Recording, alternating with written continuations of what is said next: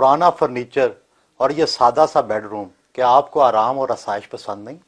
इसमें हर तरह का आराम और आसाइश मुझे हासिल है। बेड होता है सोने के लिए, वो मुहैया है।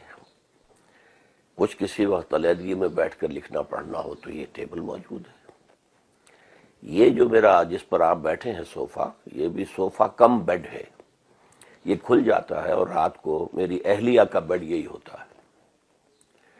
तो ये छोटा सा हमारा एक घर है और दर हकीकत तो ये कुरान एकेडमी के फ्लैट्स हैं, तो उनमें से एक में मेरी रिहाइश है। इस यहाँ मुझे अब हो गए हैं सन 77 से आप समझिए 25 बरस। वैसे ये बेड मेरा जो है ये तो सन 55 से है। तो बाकी हर चीज़ है। ये गर्मी में ठंडे पानी के लिए छोटा सा फ्रिज भी रखा हुआ है। तो जो आसाइशें हैं दुनिया की, अल्लाह का शुक्र है, वो सब हासिल है मुझे। आलम दीन की जिंदगी और आम आदमी की जिंदगी में कोई फर्क है? कोई फर्क नहीं होना चाहिए। एक वो लोग हैं जो खुद कारोबार करते हैं, अगर अच्छा कमा रहे हैं तो वो अच्छा खाएं, अच्छा पहने, अच्छी जगह रहें, उनका हक बन जाता है। लेकिन उलमाए दीन का मामला ये है कि उनकी तो खिदमत जो है माशरा करता है। वो सुबह हल्का फुल्का नाश्ता करते हैं। आप नाश्ते में शहद का इस्तेमाल कर रहे हैं, ये शकील गज़ा नहीं है? नहीं, एक तो कुरान मजीद में शहद के बारे में है कि फीह शिफाउन लिन्नास, इसमें लोगों के लिए शिफा है। और वैसे भी इसको तो मेडिकल लाइन में भी कहा जाता है कि हल्की शय है। आप पेशे के एतबार से डॉक्टर थे, आपने डॉक्टरी छोड़ दी, ये तो पेशे के साथ इंसाफ नहीं है। ये बात एक हद तक सही है आपकी, लेकिन सूरत असल में ये है, अच्छी से अच्छी एजुकेशन, मेडिकल एजुकेशन हासिल किए हुए लोग हमारे यहाँ कसरत के साथ मौजूद हैं और मरीजों के इलाज की ज़रूरत तो पूरी हो रही है। लेकिन ये खला है बहुत बड़ा कि हमारे यहाँ तालीम याफ्ता, जो जदीद तालीम याफ्ता लोग हैं, उन तक कुरान की दावत नहीं पहुँच रही। एक गैप है दरमियान में, कम्युनिकेशन गैप है, क्योंकि हमारे उलमाए किराम जो हैं वो उस आज की सतह जो है ज़हन की और फिक्र की और साइंटिफिक ख़ास तौर पर मालूमात की, उस पर नहीं है। लेकिन ये काम अल्लाह ताला ने मुझे इसकी सलाहियत दी है, तो मैंने हमा वक्त अपने आप को इस काम के लिए वक़्फ़। घर से मुल्हिका अदारे के मुख्तलिफ शोबाजात का मुआयना किया। आपकी तकारीर वीडियो पर भी मौजूद हैं, जबकि आम तासुर है कि तस्वीर हराम है इस्लाम में। असल में तस्वीर जो है कुरान मजीद में तो उसकी हुर्मत नहीं आई है। हुर्मत जो आई है वो हदीस नबवी में है। और उस जमाने में तस्वीर हाथ से बनाई जाती थी, या मुजस्समा हाथ से तराशा जाता था, जिसको कि हुजूर ने हराम करार दिया। अलबत्ता जब कैमरे की इजाद हुई तो एक इख्तलाफ हो गया। आलम अरब के उलमा की अक्सरियत की राय ये हुई कि कैमरे पर इतलाक नहीं होता उसका, इसलिए कि उसमें हाथ का कोई अमल नहीं है। इस एतबार से हमने इसको एक्सटेंड किया और ये ऑडियो विजुअल जिस कदर मुअस्सिर बनता है लोगों के लिए, तो जाहिर बात है कि हम वो तासीर चाहते हैं, दीन की दावत के अंदर वो तासीर पैदा हो जाए, तो हम उसे इस्तेमाल कर रहे हैं। शोबा समो बसर में गए।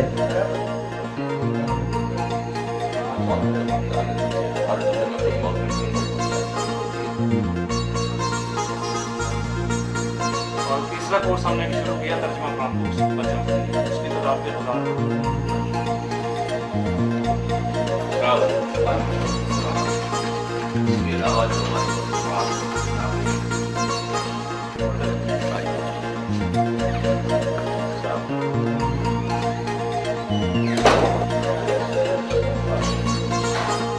लाइब्रेरी का दौरा किया।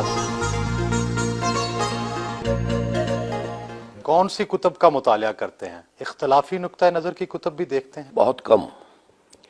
मेरे नज़दीक अल किताब कुरान मजीद है, इसलिए कि इंसान की असल ज़रूरत है हिदायत, और किताब हिदायत जो है सिर्फ कुरान है, उसके सिवा कोई किताब नहीं। अलबत्ता यह कि कुरान मजीद ही की वजाहत पर मुश्तमिल अहादीस हैं, उनका भी मुताला करता हूँ, और ख़ास तौर पर सीरत नबी सल्लल्लाहु अलैहि वसल्लम और फिर खुलफाए राशिदीन के दौर की तारीख जो है वो मेरा मौजू है, मुताला है। आपने आम उलमाए दीन के बरक्स तहरीर की बजाय तकरीर को जरिया इजहार बनाया है, इसकी क्या वजह है?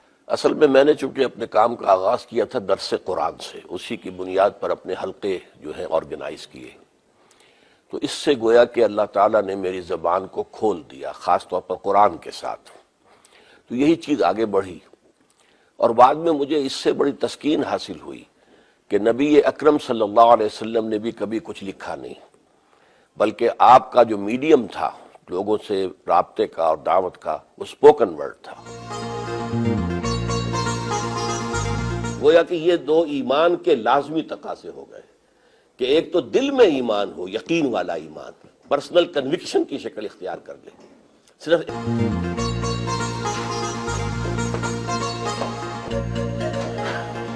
دفتر گئے جہاں پر دفتری امور کا جائزہ لیا،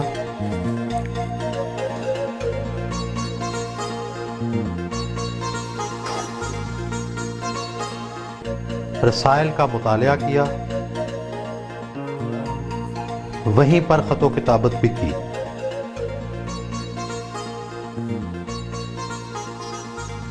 آپ کے زیر نگرانی کتنے مدارس، مساجد وغیرہ چل رہے ہیں؟ ہمارے زیر نگرانی کوئی مساجد اور مدارس نہیں ہیں۔ ایک قرآن اکیڈمی ہے، ایک قرآن کالج ہے، اس میں ہم گریجویشن کراتے ہیں لوگوں کو، لیکن عربی اور قرآن اس میں ہم نے لازم سبجیکٹس رکھے ہیں۔ ایک ہمارا 1 ایئر کورس چلتا ہے ایڈلٹس کے لیے، کوئی ڈاکٹر ہیں، کوئی انجینئر ہیں، انہوں نے دنیاوی تعلیم حاصل کی ہے لیکن دینی تعلیم سے بالکل بے بہرا ہیں، تو ہم 1 سال کے لیے انہیں یہاں بلاتے ہیں اور وہ ہم انہیں عربی پڑھاتے ہیں، قرآن پڑھاتے ہیں۔ باقی ہم نے کوئی علیحدہ سے مساجد کوئی تعمیر کرنے کا اپنا منصوبہ نہیں بنایا۔ مساجد تو ہم سمجھتے ہیں جو بھی عام مسلمانوں کی ہیں اسی میں ہمیں بھی نماز پڑھنی چاہیے، ورنہ علیحدہ مساجد بنانے کا مطلب ہو جاتا ہے گویا کہ آپ کوئی ایک نیا فرقہ ایجاد کر رہے ہیں۔ آپ نے دیگر اسلامی جماعتوں کی موجودگی میں اپنی ایک الگ تنظیم قائم کی، ایک 1.5 اینٹ کی الگ مسجد بنائی، تو جب عالم دین ہی اکٹھے نہیں ہیں تو اتحاد امت کیسے ممکن ہے؟ عالم دین بھی اکٹھے نہیں ہیں اور اتحاد امت بھی ممکن نہیں ہے۔ جو چیز ممکن ہے وہ یہ ہے کہ کوئی ایک نئی جماعت ابھرے اور اس کی قیادت کی اپیل اتنی عام ہو جائے کہ لوگ اس کے گرد جمع ہو جائیں۔ جب تک یہ ماڈل دنیا میں نہیں آتا کہ ہم کسی پوری دنیا کو بلا سکیں، آؤ come and see with your own eyes this is Islam, یہ ہم نے قائم کر دیا، آؤ دیکھو اس کی سیاست کیا ہے، اس کی معیشت کیا ہے، اس کی معاشرت کیا ہے، come and see for yourself, اس وقت تک امت مسلمہ کے حالات نہیں بدلیں گے۔ کیا آپ اپنے آپ کو انقلابی رہنما سمجھتے ہیں جس کے گرد سب لوگ اکٹھے ہو جائیں؟ میں اپنے آپ کو ایک انقلابی داعی سمجھتا ہوں۔ یہ اللہ تعالیٰ کی مشیت پر منحصر ہے کہ وہ کس کو کس وقت قبول فرما لیتا ہے اور کس کے لیے پھر عوام کے اندر جو ہے ایک قبول عام کی کیفیت پیدا کر دیتا ہے، یہ اللہ تعالیٰ کا فیصلہ ہوتا ہے۔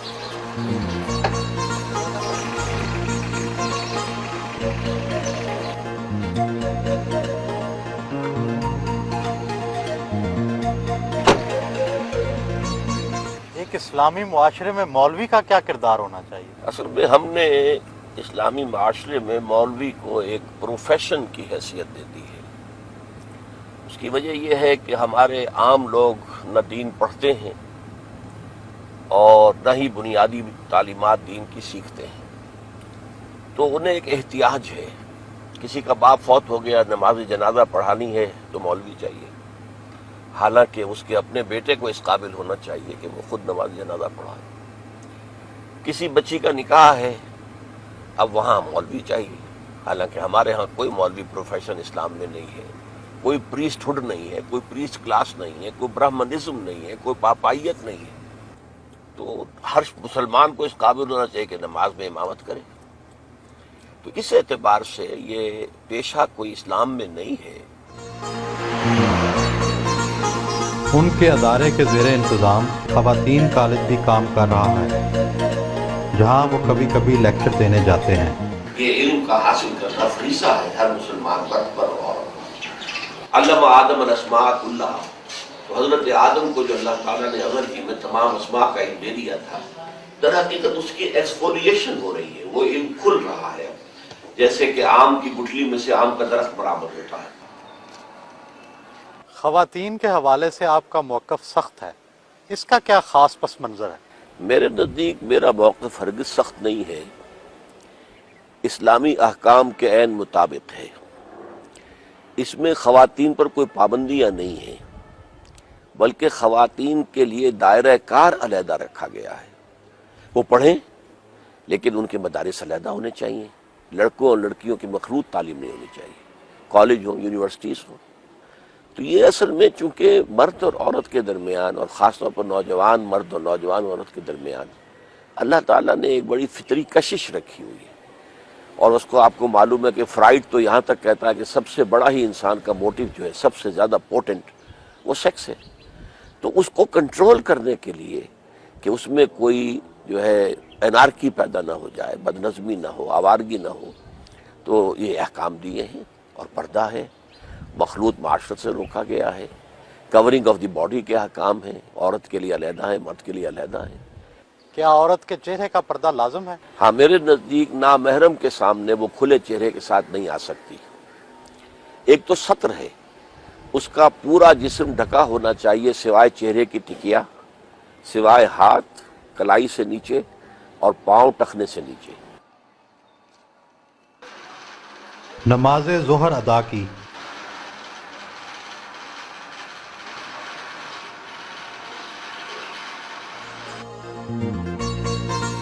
کالج کے ساتھ ہی ان کی بیٹی کا گھر واقع ہے.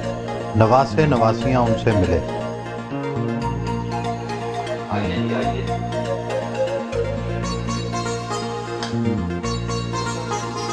بچوں کے ساتھ دوپہر کا کھانا کھایا.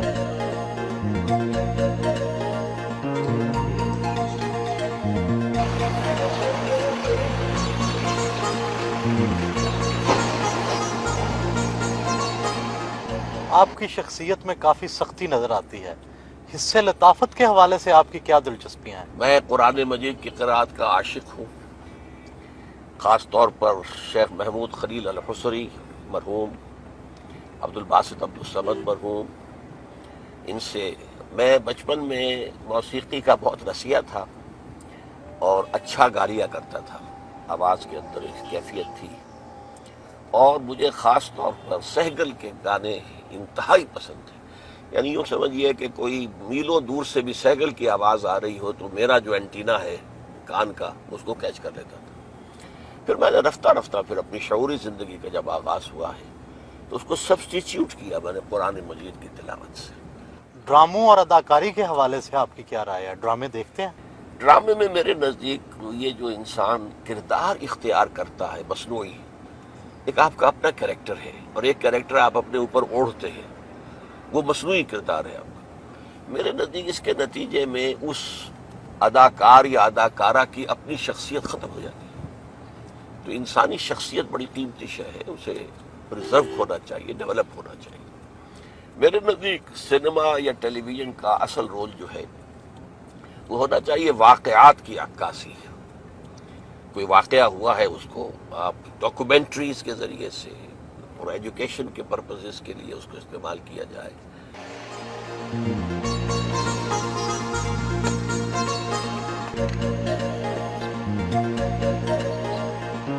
دوپہر کو وہ تھوڑی دیر آرام ضرور کرتے ہیں.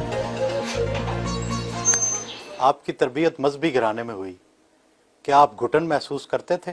دین پر عمل کرنے میں تو کسی قسم کی گھٹن نہیں ہے، لیکن دین کے معاملے میں جو ایک شدت پسندی یا سختی ہے وہ کبھی بھی نہیں ڈاکٹر صاحب کی طرف سے رہی. انہوں نے کبھی بھی ہمیں اس معاملے میں سختی نہیں کی، بلکہ ایکسپیکٹ کیا ہے کہ ہم جس طرح انہوں نے باعمل زندگی گزاری ہے ہم کرتے ہیں. But the reason why I believe it is important that we hold firm to the course that we have set out. اپنی جماعت کے ارکان سے ملاقات کی اور تنظیمی امور پر صلاح مشورہ کیا. آپ کی قائم کردہ تنظیم اسلامی کے امیر آپ کے بیٹے اور اس کی ناظمہ آپ کی اہلیہ ہیں، کیا یہ اقربا پروی نہیں ہے؟ یہ اقربا پروری تو اس صورت میں ہوتی ہے اگر ان دو عہدوں کے ساتھ کوئی منفعتیں ہوتی، کوئی تنخواہیں ہوتی، کوئی اور اس طرح کی چیزیں ہوتی. صورت اصل میں یہ ہے کہ میری اہلیہ تو جب سے یہ قائم ہوا تھا حلقہ خواتین اس وقت سے ناظمان، اور صحیح ترین صورت یہی تھی کہ تنظیم اسلامی کے اندر خواتین کا حلقہ جو ہے اس کی ناظمہ جو ہے اگر اہل ہوں میری اہلیہ تو انہی کو ہونا چاہیے، تاکہ میرے ساتھ رابطہ ان کا کانٹیکٹ جو ہے وہ صحیح رہے۔ اور ظاہر بات ہے کہ ابھی تنظیم اسلامی کی جد و جہد کسی حکومت کے منانے کے تو آس پاس بھی نہیں ہے کہ کوئی لالچ نظر آتا ہو کہ اس طریقے سے حکومت کے اندر کوئی حصہ مل جائے گا۔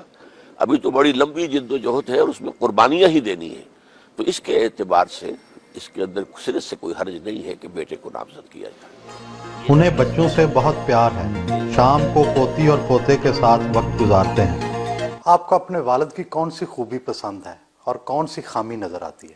والد کی خوبی کا جہاں تک تعلق ہے تو جو وہ کہتے ہیں اس پر عمل کرتے ہیں، جو اکثر و بیشتر یہ چیز ہمارے معاشرے سے بالکل انقطاع ہو چکی۔ اور خامی کی حد تک تو میں یہ سمجھتا ہوں اسے بہرحال خوبی کا بھی کہا جا سکتا ہے کہ اگر کسی شخص کے بارے میں ان کے ذہن میں کوئی بات ہے تو پھر یہ کہ اسے برملا کہہ دینے میں انہیں کوئی جھجک نہیں ہوتی۔ کیا آپ اپنے والد کی قائم کردہ تنظیم میں کوئی تبدیلیاں لانا چاہیں گے؟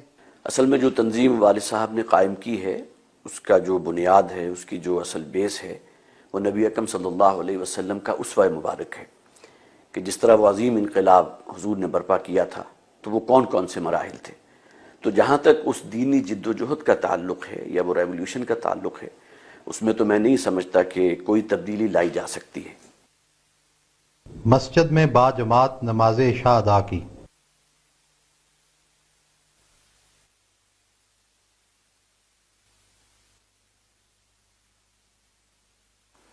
آپ کے اور آپ کے دادا میں 2 جنریشنز کا گیپ ہے، تو خیالات میں بھی فرق ہے؟ نہیں، خیالات میں اس طرح تو فرق نہیں ہے کہ کیونکہ ہم نے جو بھی حاصل کیا دینی حساب سے انہی سے حاصل کیا ہے، ان کے بچپن سے دروس اور کیسٹس وغیرہ سنتے رہے ہیں، تو خیالات میں تو قطعاً فرق نہیں ہے۔ آپ کے دادا مخلوط تعلیم کے خلاف ہیں، آپ ایک مخلوط تعلیم کے ادارے میں پڑھ رہے ہیں، یہ تو بڑا تضاد ہے۔ یہ تضاد اس طرح آپ کہہ سکتے ہیں کہ کمپیوٹر سائنس میری اپنی سلیکشن تھی، تو اس میں جو بہتر ترین ادارہ تھا وہ جس میں پڑھ رہا ہوں وہی ادارہ تھا، تو وہاں نسبتاً بہتر ہے ماحول۔ انہوں نے کو ایجوکیشن ہے تو صحیح، مگر انہوں نے الگ کرنے کی کوشش کی گئی ہے، کیمپس الگ ہے ان کا۔ آپ پہ ناراض نہیں ہوتے اس وجہ سے؟ کبھی بات نہیں ہوئی اس موضوع پہ۔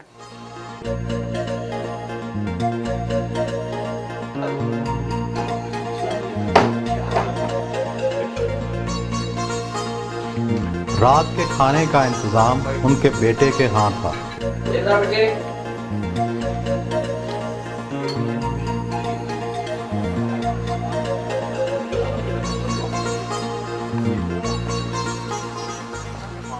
ذاتی حوالے سے آپ کے ذرائع آمدن کیا ہے؟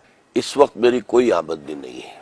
انجمن خدام القرآن نے مجھے رہائش پرووائڈ کی ہے، اور رہائش کے ساتھ ساری اس کی سہولتیں جو ہیں وہ بھی ہیں، اور میری ساری کتابیں، میرے سارے آڈیو ویڈیو یہ سب انجمن کے پاس ہیں۔ اس کے ٹریڈنگ سے یا اس کی سیل سے مجھے کوئی ایک پیسے کا بھی منفعت نہیں ہوتی۔ تو باقی یہ کہ دال روٹی کا معاملہ رہ جاتا ہے، تو وہ میرے بچے ماشاءاللہ اب مختلف جابز پر ہیں، وہ سپورٹ کر رہے ہیں۔ کیا عورت کو گھر سے باہر ملازمت کا حق ہے؟ اصل میں اس کے لیے ضروری ہے کہ پردہ اور ستر کے احکام کو ملحوظ رکھتے ہوئے اگر کہیں کوئی امکان ہو تو کوئی حرج نہیں ہے۔ کشمیر کے جہاد کے حوالے سے آپ کی رائے دوسرے علماء سے مختلف ہے، اس کی کیا وجہ ہے؟ اصل میں میرے نزدیک جہاد تو کسی بھی سٹرگل کو کہتے ہیں، فریڈم سٹرگل یہ بھی جہاد ہے۔ یہ جو کچھ آج کل ہو رہا ہے، یہ ہم جہاد کے لفظ کو استعمال کر لیتے ہیں۔ تو کشمیر کا معاملہ بھی یہ ہے کہ یہ کشمیر کے لوگوں کو ہندوستان سے آزادی حاصل کرنے کی جدوجہد کرنے کا حق حاصل ہے، لیکن اس میں بھی ایک رائے ہو سکتی ہے۔ میری رائے یہ ہے کہ اگر وہ ہتھیار نہ اٹھاتے تو بہتر تھا، پولیٹیکل موومنٹ لے کر چلتے۔ پولیٹیکل موومنٹ میں اگر کوئی 1 لاکھ کا جلوس نکلے اور اس کے اوپر فائرنگ ہو اور 100 آدمی مارے جائیں تو اس کا پوری دنیا کے اندر ایفیکٹ جو ہوگا وہ بہت مختلف ہوگا۔ تو اصل میں سیاسی تحریک چلتی تو اتنی جانیں بھی نہ جاتی، اس سے کم جانوں کے اندر اس کا ایفیکٹ بہت زیادہ ہوتا۔ آپ نے طالبان کی حمایت کی، کیا یہ فیصلہ غلط نہیں تھا؟ قطعاً نہیں، میں پوری طرح مطمئن ہوں اب بھی کہ ہمارا ان کا ساتھ تعاون اور ان کو تسلیم کرنا بالکل صحیح تھا، اس لیے کہ طالبان نے پورے افغانستان میں سوائے 5% علاقے کے یا میکسیمم 7% ہوگا، پورے افغانستان میں پورا امن و امان قائم کیا۔